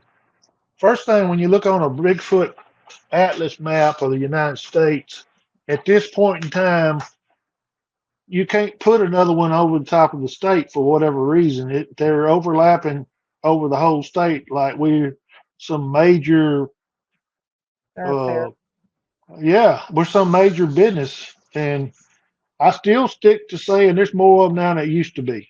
And with more of anything, more of them's going to drop their guard. They're going to need to get food that they never got before. They're going to need to travel, and they're going to need to be seen, or they'll get seen, and that's just by the numbers. I just think there's more of them than there's ever been. We Do you had some probably way back yonder, but they just wasn't very many of them. do you think there's more of them than what they used to be, or we have encroached on their environment so much in their space? I think it's just more of them. Of them. Now, I did get a chance as a child, little kid, to talk to my grandparents because it was such a differential before they passed. I didn't get a chance to talk to them about why you kept a 10-foot fence around the garden spot, why you did this and why you did that. There wasn't a whole lot of deer. Another thing in the South years ago, we didn't have that many deer left after they killed them out in the 18th century, the 1800s. They mass slaughtered everything for table fare Survival. and no, they actually sold all that stuff too. A lot of it was no limit. They could go harvest as many anything. We had, all that restocking you got going on in your area and some in my area. That was all animals that the new world took over and killed off that was naturally here, like elk in different places, black bear in different places. I know they return all that stuff, but it's too late to return some of that stuff. I mean, you got too much living. You got too many people living in them areas as opposed to when them things was active there. It don't jihad to put wolves everywhere, and you got so many cattlemen and stuff moved in those areas now. It ain't like it was at the turn of the 18th, 19th century. I Uh, know uh, they released some red wolves in North Carolina, and I cannot remember how many. I think it was like five. I can't remember, but only one is still living, and that one's probably dead by now because I've been out the field for so long. But the wolves will not thrive with coyotes, and a lot of people think coyotes were introduced in the area. They did not. Coyotes are so smart. They merged. They migrated in this area, right. and they make it hard for wolves to survive. Yep. They're very resourceful. People say coyotes will be here when everything else is gone. And of course, the everyday cockroach. But, Exactly. but, uh, you But you're know, saying a 10-foot people fence don't, around. people don't talk about it much, but everything I know of has a shed to it. And I would have to think in the South. I don't know about up north, but I would think that it's a high chance that primate or the boogers and all would shed a little bit too in the South. Nobody talks about it, and I can't prove that. I just know I've seen bears, I've seen coyotes, I've seen everything out there has a winter coat and a summer coat, so to speak, except man. So, So and they would that's have. debatable whether you grow a thicker beard in the winter or not too faster. So it would be almost like having a top coat and a bottom coat, kind of like some Well, dogs. I mean, they got guard hair and they got an outside hair and all that, but I mean, you look at any picture of uh, game trails in the summertime, everything out there looks like it's went through a shedding process uh, to a point. Yeah. So going back You to know, Louisiana, you said they had 10-foot fences up, and what were some other things that, looking back, you would think they'd been around for a long time or that we just missed growing well, up? you got the ever popular Rougarou, if that's what you're talking about, or something like that. But I haven't ran across that. I'm not saying it is or it ain't, because if you open the door on one thing, I don't say you can close it on the rest. It's just one of them things. Once you start going down that rabbit hole with just one kind of species of cryptid, well, what stops and starts the next one. You know, it's just uh, we have different places that have those dogman sightings and Rougarou sightings and stuff, but we haven't ran across that. We have friends will tell you quickly that they've seen something or they've heard of something. They have many stories that they researched, Mhm. but and you being one of them, you know. But we, you know, I once said it was enough just to try to take in Bigfoot, much less taking anything else. But I don't know if it ain't Bigfoot and paranormal working together or working hand in hand or whatever. Mhm. The paranormal side of it's kind of out there too. Some of this stuff goes on. It don't. It's lots of questions to be answered, and ain't nobody getting no answers of it. It's just like it's either paranormal, or they're able to do way more stuff, some of them anyway, than what you ever thought they could do. You know, where they stepping in and out of a. You know, I don't think it's random that you see a dog man and then two spacecraft sightings within 5 or 10 or a week of one another. I don't think that's to see one thing of anything is one thing, but see a multiple of like it, I just think it has a tie in together. That's just my opinion. Well, let's look at Louisiana. What is the typical encounter that you hear about in Louisiana? What would be the typical Okay, we got one that was sent to the BFRO, sent a couple years back, I think, maybe more. And this guy lives in a his house place is in a pine sapling thicket, surrounded by privately owned forestry land, I guess it'd be. And he's going in and out of his place. Uh, I think in the morning time or afternoon, mid morning or mid afternoon, something. And he has a full big Sasquatch walk across the road in front of him. That's his report too. I wasn't there to see it. We went out there, looked at the spot because it wasn't far from the house, and I didn't get a real good look at the picture of where he was standing to tell if we was right on the trail that crossed. But it's just 1 or 2 steps, and it's in the thicket again. I mean, it's a thicket coming to it, thicket going out, but that happens. I've heard, you know, there's a few people having stuff happening with their livestock, I think, and you hear about that a little bit. But I'm just one per. It's a lots of reports coming in off these government bases.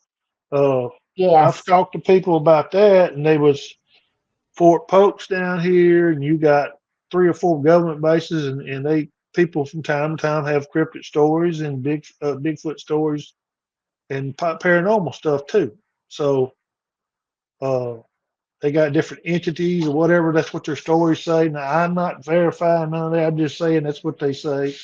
So in in a in a state that's so full of spiritual voodoo and all this, that, and the other, it's hard to say what all somebody might come up with or see or summon up or whatever they do. I don't run So in that circle, so I don't know. But for us, we just out after this plain Jane old Sasquatch Bigfoot. If we can find out a little information on him and have a good time doing it, that's what we do. They so go ahead. a common denominator, you just said it, forestry land. Oh yeah, Lots of people that live lots around. of forestry land here. Our biggest crop is probably forestry land. And the only reason, you know, that's number 2 is the Red River Waterway Valley. is like Mississippi River Valley, and and that's got that river sand, and it's got good growing soil in both those valleys. So you got a lot of farming community farms around here. But the rest of it's all cattle land and forestry. They got some cattle land and a lot of forestry, and it's tons of people invest in forestry around here, and lots of it, lots of meals and all that's in this state too. Paper, It's a little less than it used to be, but it's still quite a few. you have to pay per mills, the land they own that they grow their trees. That's a common denominator too that I hear a lot over and over. They redo all their stuff. They roll crop it. They crop it like crop, a 10, 15 year rotation. Some of it. We have them going and coming, but uh, for a long time, paper mills and plywood mills and the joist type mill, which is a OSB fabricated, joist. Hmm. Those kind of places that were leading our dang incoming monies in our parishes down here. That was the main jobs to have for uneducated, now educated too. The rest of it's like working in stores and in the colleges and working for the city. It ain't a whole lot of money in the South when you take out the Natural forestry and all resources. that. I And agree. that oil field too. I forgot about that part, but the oil field, if we can ever get the right people in charge, maybe we'll get that back going too. I agree, sir. I agree. You Um, know,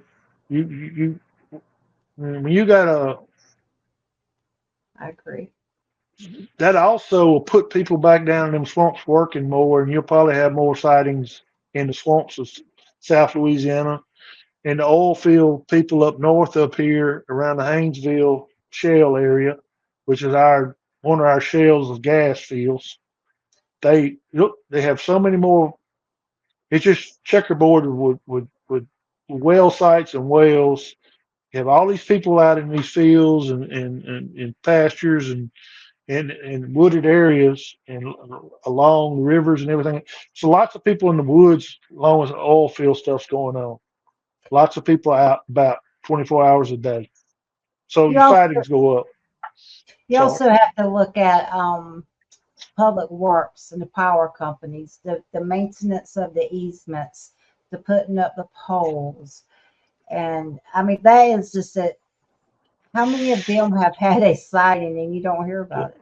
there's many stories of the windmill people seeing them when they're up there working on the windmills or working on them big cross country power lines where you so far off the ground. The windmill, I mean, there's always stories on some channel or another where a couple of guys working on the windmill, they look out there or working on a tower or something, they look out there and see something going on. It just happens. I But those always, things go through, they got right of ways cut through any kind of habitat in the country. It's nothing they don't, when they want to put one through there, you have no choice in the matter of who owns the land they're going through. It don't matter if it's, if it's something that's, uh, another thing, our main interstates that get introduced in rural areas, that's taking up habitat. It's not taking it up, but it's crossing through good habitat, put it that way. There's yeah, never been nothing there before like that.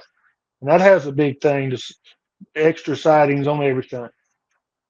But I think you're right.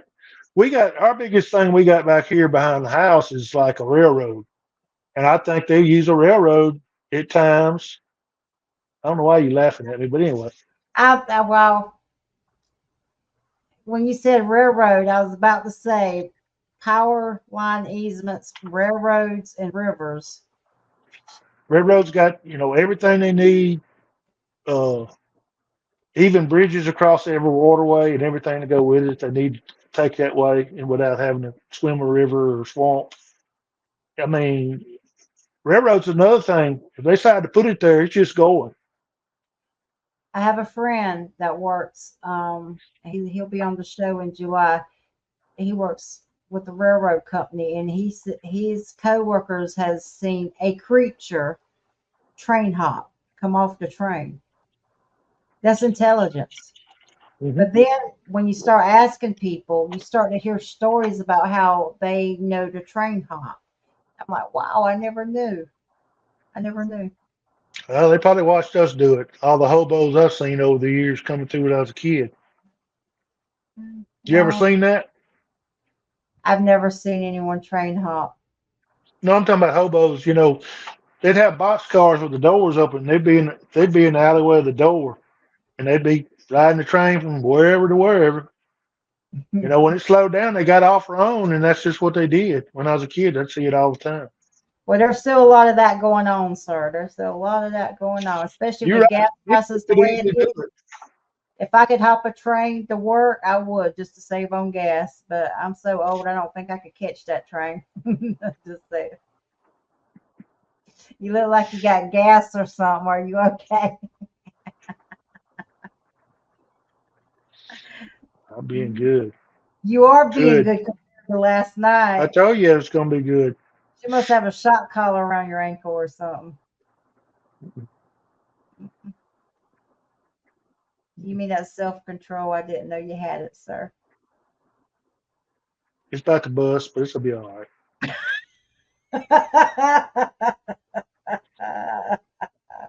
I better bring some backup. Miss Pat, come on. Leave her alone. She's cooking. Oh, okay. What are you having tonight? Did you catch any fish yesterday? I don't know. I have no idea. So let's go back to Louisiana. So you Okay. got, so you ended up meeting Pat. You ended up meeting some of the greatest people in your life. I am the first to I didn't talk say about that. negativity, I didn't say they was the greatest people in my life. That's you the said that. most. I didn't say that. Uh, listen, They turned out some of them was pretty good, but I didn't say that. oh my Yes, we God, met, and it was through different fields of Bigfoot kind of got us going. Like I said last night, it was like I followed Carrie on a while, and then it was like he said something about Lady of the Woods, and so I said I want to check her out. So I checked her out, and then I started going on there, and that was a relief, like for people with issues or whatever. So and then we got to meeting people, and it just went on and on. I mean, it just life's kind of funny with all that, how you get directed down a way and all. But um, Bigfoot in here. Let's see, they got several sightings in the state. That they've talked about, and uh, for all the sightings we have, it just ain't that many of them. You would think one of them would walk across the road with two old people just driving and looking, but it don't happen. It just don't happen. They don't just go out and just throw themselves in, like in front of a car or anything. They pick and choose their time, I guess. We hadn't had that sighting like that yet, where we were just moving around. We've been out some really good nights when things was on the move, but those things don't. They ain't been on Earth this long without being pretty smart what they do. Damn smart, really. But maybe, sheer maybe numbers you. is the reason why you will see one and then not find evidence of one of them dead, even if they bury their little ones or bury their old ones or bury the dead ones, is what I'm trying to say. But we don't find very many of us either, and there's millions of us. And that's what I try to tell people. Well, you ain't never found, you don't know that. We're so twisted by the people that's over our, how to say this without getting in any trouble, but other people are over us, put it that way. They do such shady stuff. You don't know what's going on around here and could be going on around here. I'm just saying, it could very well be a lot of stuff be exposed that's been hidden from you that you're not going to see. That they're ready to let you see it. Just that way. I mean, But most of the time, that's called a conspiracy until they admit to it. I'm a big conspiracy guy too. I like to get into that too. Well, yeah, I can see that, but it's a conspiracy until they prove it is a fact. I mean, and most of the time, what is that saying? It's a conspiracy until 2 weeks passes or something. Then it's fact. Mhm. I don't And know. I'm Maybe not that's just talking about Bigfoot, but I'm talking about just all kind of stuff with underground bunkers, dumbs. UFO stuff, all that stuff. Just, uh, I believe we're misled on a bunch of stuff here. I I think believe so Big, too. Big Brother really decides how what he wants to let us hear about and know about. And, uh, But if you not that, think not. about it, if we ever got our crap together and we got along, power in numbers. Mhm. Quit. I mean, I don't think as power in many. It just to see a group that you think it's a group that you had contact with, to see them be there and be gone, and the amount of food it takes. I look at some of these super world strongest men types that have 20,000 calories for that body.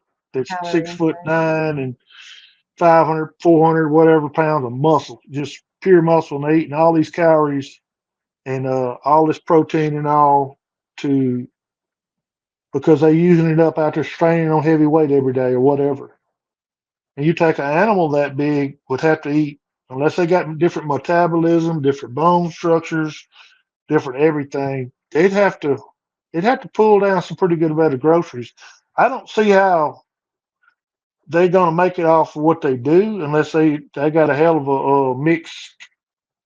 They eating a lot of greenery in the woods, and then when it's hard times, when it ain't that much greenery, they're eating a lot of protein And a lot from of critters grain and stuff. in people's houses. I've heard them eat a lot of All grain. that stuff. I think they moved to. I think some of our boogers has moved from the woods at certain times, and they're around those garden places at other times. I'm not saying they don't come back through, but they just you are not going to hear them or hear something of some kind of sign of them. Your best chance could be probably up around a house place that's got a big garden or something. And then we went by places that have weird stuff hanging around their garden. I know it could be for any reason, but they some houses uh CD discs hanging around their in their trees. And I'm thinking, that's kind of odd. There's no garden there. It was in a damn, I don't remember what it was, but it was some kind of tree that didn't mean nothing to nobody. And they got them hanging all over there. And I'm thinking, me and Miss Pat both looking at this. This don't seem right. I don't know what they're trying to accomplish with that. Then right across the road, they got a hazmat suit with an orange vest and a cap on it, and there's a scarecrow in the garden and all this stuff on. You know what I'm talking about? Hazmat suit, which is a white little thin suit. Like a bee suit, a bee suit Yeah, kind of. it's a weight losing suit if you want to Yeah, know the truth. You've been in that mess if you've been around any kind of spillage. But for I mean digging we see stuff all up. kind of stuff and it just like makes you look twice, what the hell's going on with this? You're That trying to was a, read what's going on in their mind. You never know. if I ran out of gas, I wouldn't knock on their door. That mission accomplished. Very well played out, people. I wouldn't knock on your I door. don't I'd know. walk 2 miles up the road and check that neighbor You'd out. be surprised what you knocked on when you get the booger man behind you. Mm-mm. I don't know We if I got carry. places we go, they got graveyards and churches out in the middle of the woods and stuff too. And that's some of the creepiest old places, them old graveyards and churches. Throughout that national forest, there's tons of them. Throughout LBL, there's tons of them. What draws people to LBL? I know there's supposed to be a killing there and everything, but it's never really been proven, has it? That somebody come up the last time we was there, the only time we was there, and they said something about something happened. Uh, something happened earlier in the year, and I wouldn't know how anybody would know this. And they had a crew come in and take something out, one of them out because he had attacked some people or were doing this, doing that. And somebody told us this. I'm thinking, well, that might be true, but how the hell would you know that? You know what I'm saying? So I'm gonna put it this way: if you was selling land or selling tourism or Yep. something, and stuff was going on, Would you tell a white lie to keep it going, or would you? That's what I look at. I was just You're thinking not that. getting straight at everything. You just ain't gonna do it. It's it, the big GOV and everything makes you believe they ain't gonna tell you the straight of anything unless they just want to. And you're not gonna get the straight if people. I've heard stories, and you have too, and everybody else has too, and I can tell you that just as simple as that. I walked through them woods where only a few men is gone, and I had things trail behind me or whatever. Then around our trailer, we had different things going on up there. So I know, by God, it's something up there going around. And we had lots of friends that could tell you all kind of stories. That same weekend, we was on a meet and greet. I'd like to know if you was on there if you was just two of y'all camping down there doing something. They was Wow. walking What around the was meet and greet like there was a bunch of something going on all night, just to hear people talk. Now I didn't see anything, and I walked through the woods looking, but uh, what's your overall feeling of the LVO when you I get think a that lot of feeling? people gets jacked about the place too. But it's got a creepy feeling there. It's got a different feeling there. I can't answer what it's got. It's everything from army helicopters running around that place over top of it all the time to it's got a lot of stuff to go along with it. It's just not. You'll feel it. It's a vibe you'll get when you go up there. You'll feel it when you go up there. You get your chance. If you get a chance, they got 120, like a million two goes through this place or something. It's some ungodly amount. Somebody looked it up. A million, you know, 100, whatever, 99 of them, just maybe 100 people has some kind of something happen. The rest of them don't. You know, am I putting you to sleep? Mm-mm. Yeah. But the rest of them don't. You know, if it's probably 5%, 1%, 2% has something happen. I think you have more happening if you out there looking for it and know what you're looking for and all. But it's no it's it's I'm always looking for to debunk whatever I hear. So when I hear something jump down loud enough to wake me up from a dead sleep side the trailer in the gravel, and I ain't the only one heard it, and both of us has woke up by it. And I go out there and ain't nothing been ravaged through or nothing been fooled with or anything. Nothing's been stolen or opened up or done anything like that. It ain't no doubt in my mind, whatever it is, it wasn't, it didn't appear to be human like because it didn't have the human like traits of, if you were over there prowling around somebody's trailer. And another little secret about that too, that me and her talk about, we wasn't the only one heard this stuff. We had friends up the hill heard it. We had two different campers in tents at the crack of daylight. They was gone.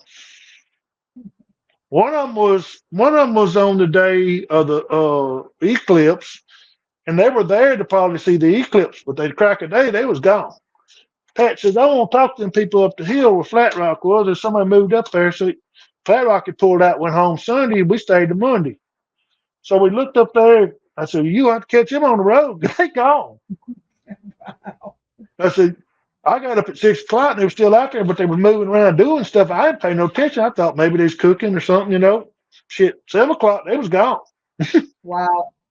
Ain't no So shame in that game, whatever, though. whatever it is, I ain't there. It put two campers I know of in high in get up and go mode. And as soon as we was leaving, there was another dang excursion van pulling in of two younger people. And I bet they was finna get to business too for that night. Wow. I guarantee you they was finna get to business too. Whatever the business is, we all was getting it. Well, I'm just saying. And then we had another Bigfooter that was at the outing that didn't know we was there, and he was there.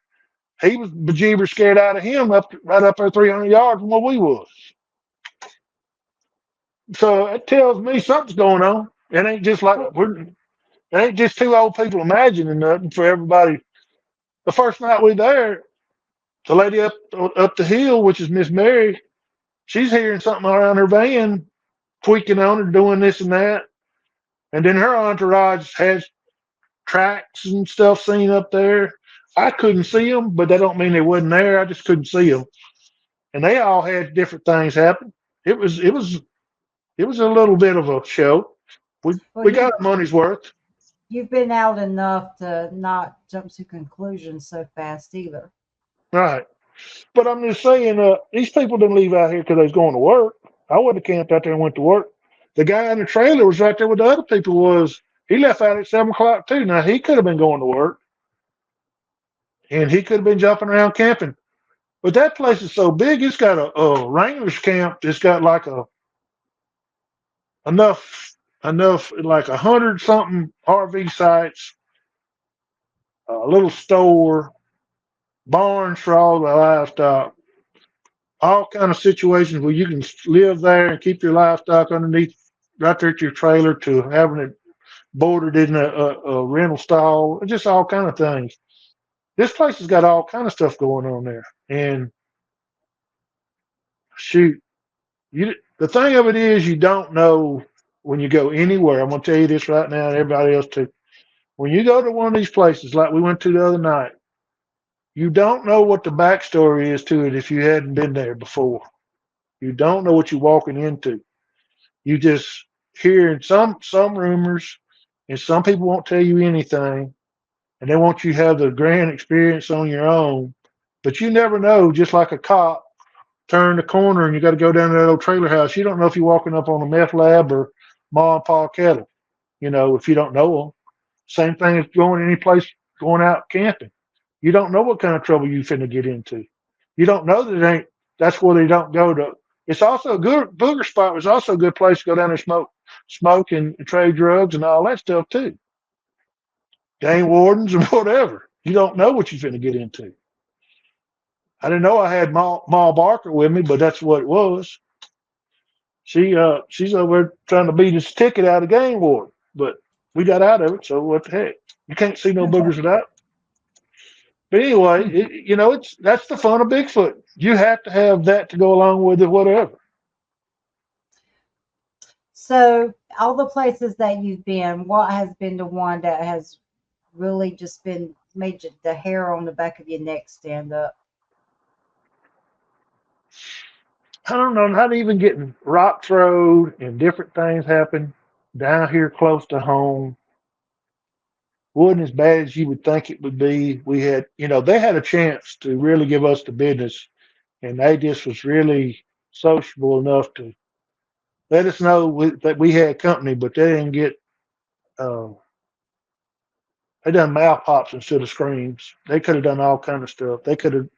Well, man, we had stuff happen back toward the truck. We ran the other side of the country over there walking around. There'd be noise right at the truck. And then you get that little shadow we was talking about, out of the corner of your eye. Did I just see something by the truck over there?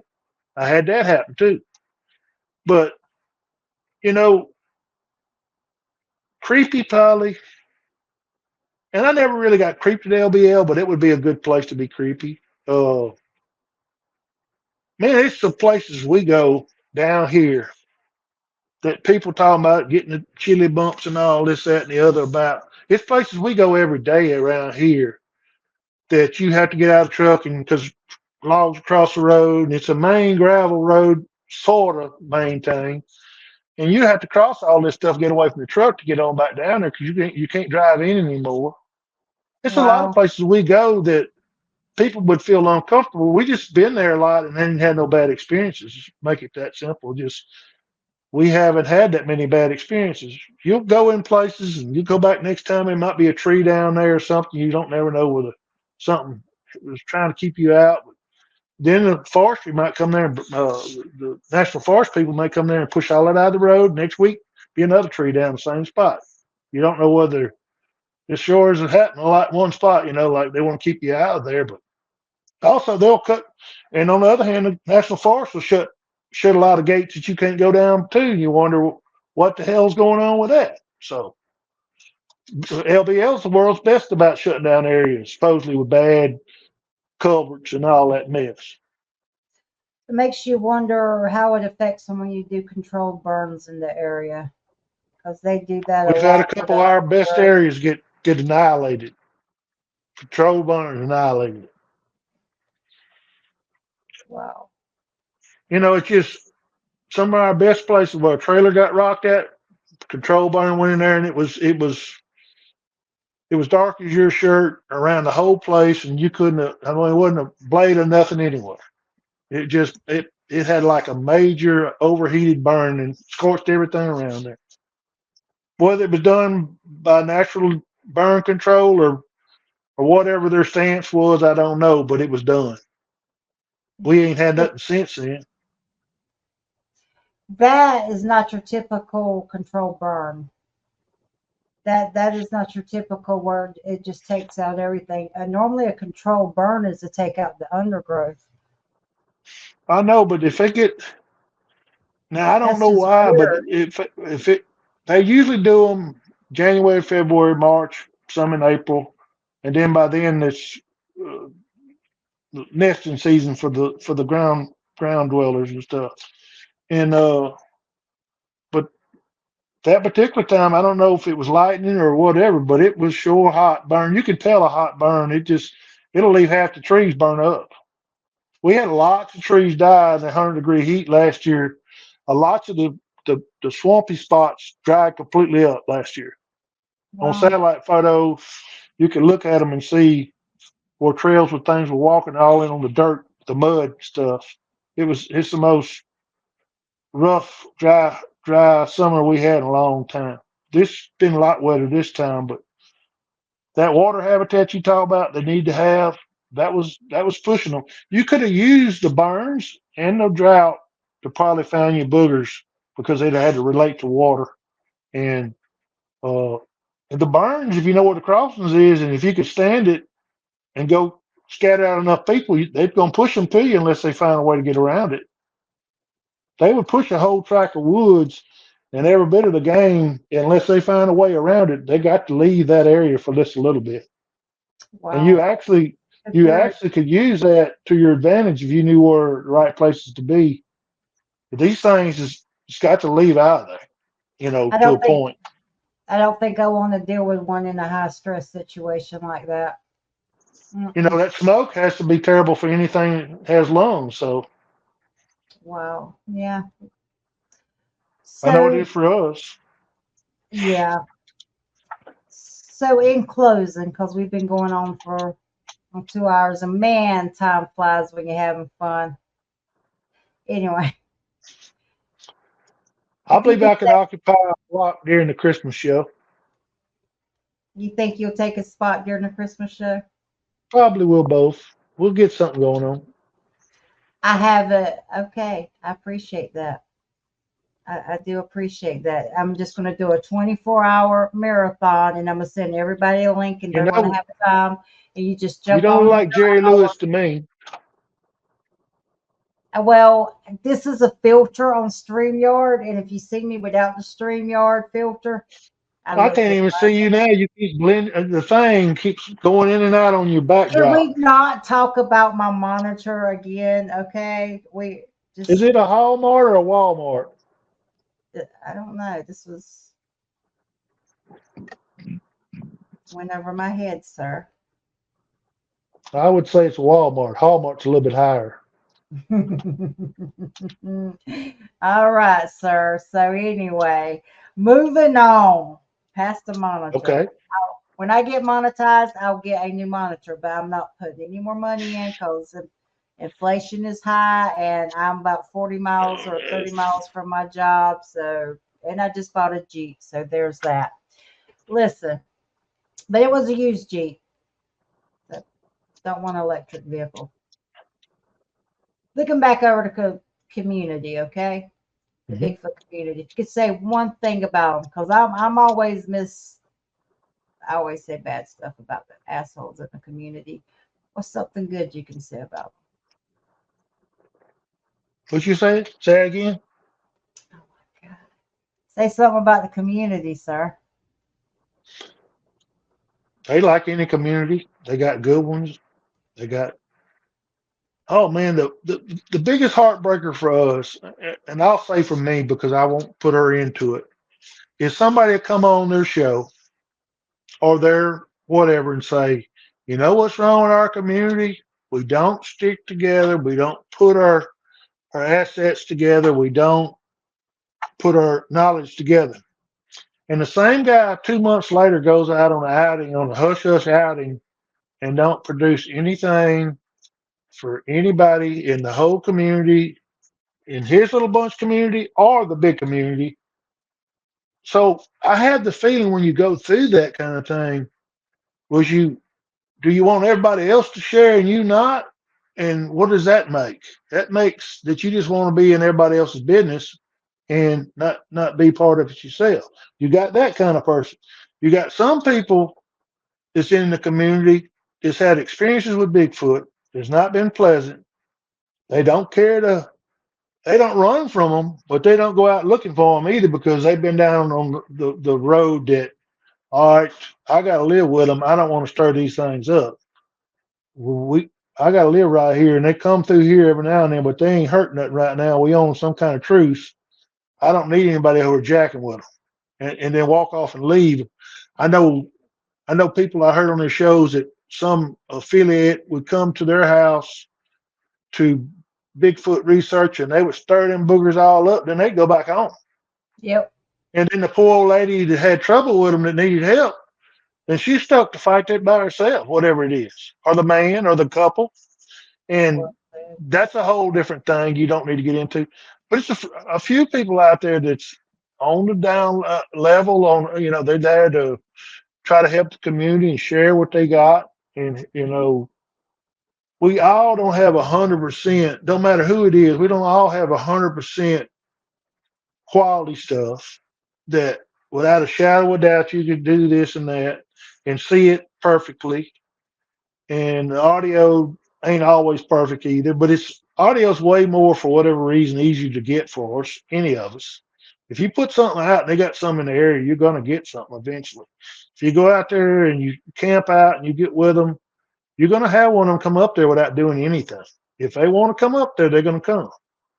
We had all that going on in LBL, and they swore be dang, it was stuff walking around us all night long. Now we stayed in another camp, and they were walking around us too, and it was a mile away to the woods, a little bit more.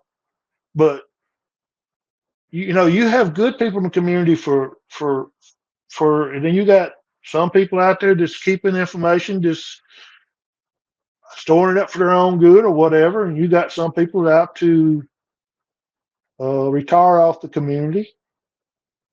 Best way I can say it, they out to, you know, make a living at the community, whatever it means.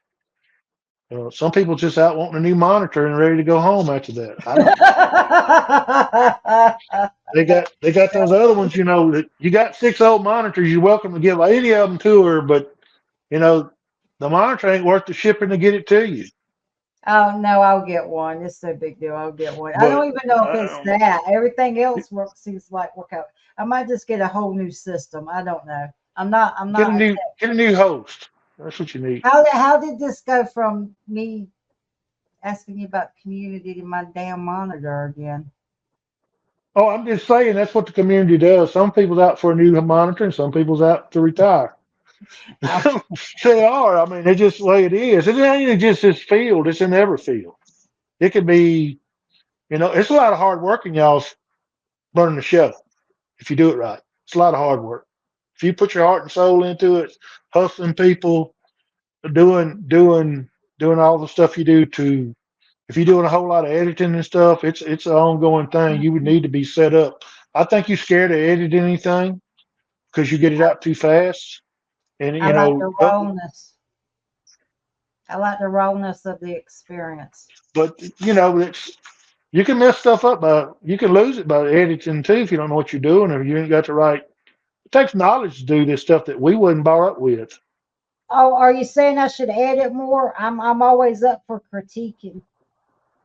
No, I'm just saying some stuff I would think at this show and many others, not the live, but the pre stuff where you can edit it, it probably wouldn't be a bad thing.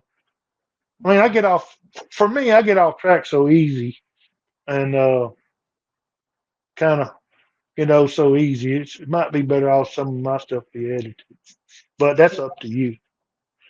I'm gonna be like Miss Pat. I'm gonna be scared to watch it, so it don't matter. I didn't do any editing last night with you I know together. you couldn't have. It took you got it up too quick. I told Well, Pat. I said she didn't do no editing. She couldn't have. It takes too I long to very, do all that. I very rarely edit because to Well, me it just takes the it's a realness out. And that it's was a it. That good was a good. good rule of thumb. Don't have no goofballs on your show when you ain't gonna edit. I couldn't be on my own show then. Okay, you answered that. You good. All right, I will think about And I'm starting to talking edit. about myself, by the way. I'm talking about myself, and I'm talking about you. Just Okay. because you licked on the window and I rode the short bus, don't mean we was both too bad. But do you think that sometimes it's too over edited? People just edit so much it takes the heart and soul out of conversation and the You human know, side. my biggest thing in this whole deal is I want to prove whatever we got that's solid. I don't want to throw it out there. I knew the last vocal we had, if it was real, if it wasn't tainted with anything else or anything, if we could get it, we had something that don't happen every day. Mhm. I told Pat, I said, look, uh, this right here, if it turns out to be what we think it is, it's gonna be some good audio that don't come around every day. Now, in this field, people's gonna tell you if you ask them anything that you get, you ask a certain person, they're gonna say, "Oh yeah, I've heard that a million times." It kind of downplay everybody's stuff for whatever reason, and they may have heard it, but they ain't brought it out, put it out. But they this community's got a mixed thing about they don't exactly always do what's best.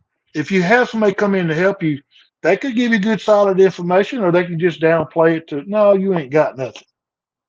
I think this is what I really think too, that people's come up with some good stuff over the years, and other establishments downplayed it to put that doubt back in people's mind. Mhm. I I think they actually had good stuff there. But all you hear from Joe nobody over there is, Joe Rogan said that wasn't no good. Well, that sticks in people's mind. Negative talk sticks in people's mind. Good talk don't. Because just because his opinion was this, his opinion might have been just he was say, for probably instance, who he he worked probably for, ate too many mushrooms and smoked too much weed when he said that. but his opinion could be grooved by whoever he works for because you got big business trying to dictate who you're going to vote for, who you're going to keep a job, everything. His is not that way, but I'm just saying, I think you it don't know is. but I've heard good evidence, I thought was good evidence, be downplayed by many people because they just wanted to downplay it. Not because it was not good evidence, it's just because, they want to put that doubt out there. So, take for instance, no matter what they come up with, Patterson, Gimlin, the Patty film, good as you can get it, or worse, the worse you can get it. It's always somebody putting doubt in that field, whether it's biblical problems, whether it's whatever problems, you know, no matter what they come up with, till they debark that dude and have the guts falling out of it, you know, it's always going to be some kind of something. You know, people have good concrete stuff they come up with, but they have some wild ideas, and so that deflates the deal of their concrete of their life and blood of it because they had other wild ideas. But I don't know. At the time that went on, different things was going on, and some people didn't do what they said they did because they were scared to even say anything at all. They didn't want to be belittled to nothing. Look at us here in 2024. You still get belittled with shit. You can't go anywhere. People say you can't say that. You can't say that. Some of them my workers might hear that. Well, that's what happened. I didn't my fault. I mean, I didn't go looking for trouble. It just came. It ain't trouble, but it was just there. Just like you didn't go looking for something to happen to you with the tree dweller and whatever. The other part of your story, but It just happened to you. You know, you didn't go looking for that. It was the least you think. I mean, then like a dummy, you put yourself out there without no help. Without no, regardless if it helped you or not, it's like two people is better than one when a bad situation goes down. Yeah. A false sense of security is better than no security. I just wanted the person to go. I was just like, I go, know you go, wanted go. the safety first. I know you was thinking safety first, Shit, they but went. God. always remember a false sense of security is better than no security. It ain't whether you would have shot him or not, but him thinking you're gonna shoot him was good enough sometimes. You talking about the thing in the tree? Hmm. Mm.